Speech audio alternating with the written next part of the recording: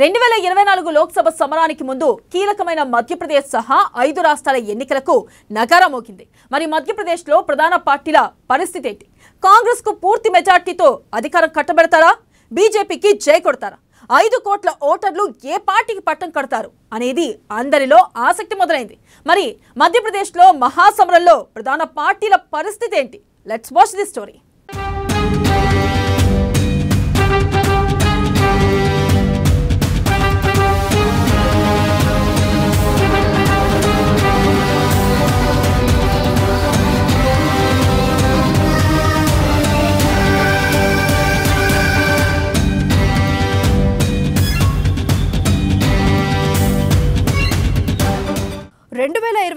సార్వత్రిక ఎన్నికలకు సెమీఫైనల్స్ గా భావించే 5 రాష్ట్రాల ఎన్నికల షెడ్యూల్ ని కేంద్ర ఎలక్షన్ కమిషన్ ప్రకటించింది. మధ్యప్రదేశ్లో నవంబర్ 17న పోలింగ్ జరగనుండగా డిసెంబర్ 3వ తేదీన ఫలితాలు రానున్నాయి. అయితే రాష్ట్రంలో అధికార బీజేపీ కాంగ్రెస్ మధ్యనే ప్రధానంగా పోటీ ఉండనుంది. రాష్ట్ర అసెంబ్లీలో మొత్తం 230 సీట్లుండగా అందులో బీజేపీకి 128 మంది సభ్యులున్నారు. విపక్ష కాంగ్రెస్ కు 98 మంది బలం ఉంది. బీఎస్పీకి ఒక ఎమ్మెల్యే ఉండగా స్వతంత్రులు 3 అసెంబ్లీకి ప్రాతినిధ్యం వహిస్తున్నారు.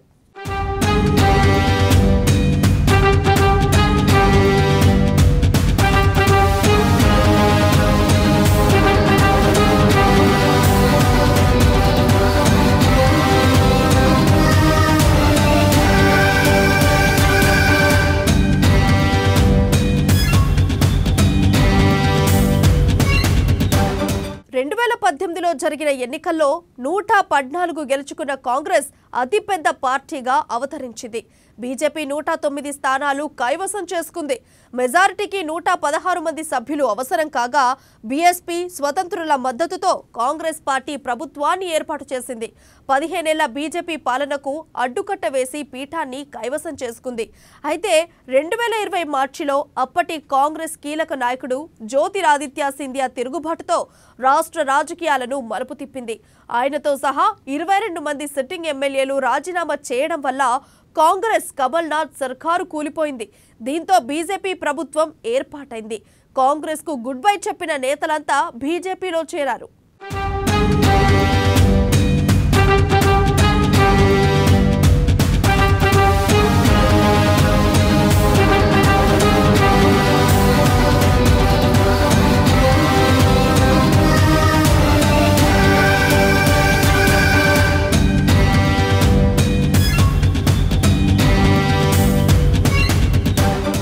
అయితే బీజేపీ ముఖ్యమంత్రి శివరాజ్ సింగ్ చౌహాన్ నాయకత్వ పరంగా బలంగా ఉన్నప్పటికీ 2005 నుంచి వరుసగా 4వ ఆ పదవిలో కొనసాగుతుండడం వల్ల సహజంగా ఉండే ప్రజా వ్యతిరేకతను ఎదుర్కొంటున్నారు. దీనికి తోడు అవినీతి ఆరోపణలు ఉన్నాయి.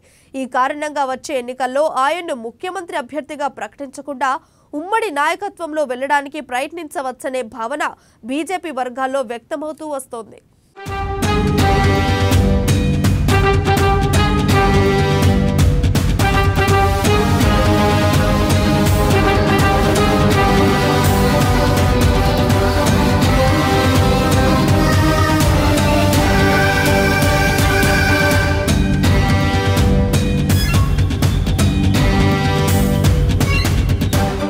అయితే కర్ణాటక ఫలితం నేపథ్యంలో చౌహాన్ లాంటి బలమైన నాయకుడిని పక్కన పెట్టే సాహసం బీజేపీ నాయకత్వం చేయకపోవచ్చన్న విశ్లేషణ వినిపిస్తోంది.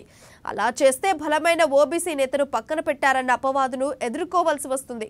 అది కమల దళానికి నష్టం చేకూర్చే ప్రమాదం ఉంది. అందువల్ల అధిష్టానం దూకుడుగా కాకుండా కొంత ఆచితూచి అడుగులు వేసే అవకాశాలు ఎక్కువగా కనిపిస్తున్నాయి.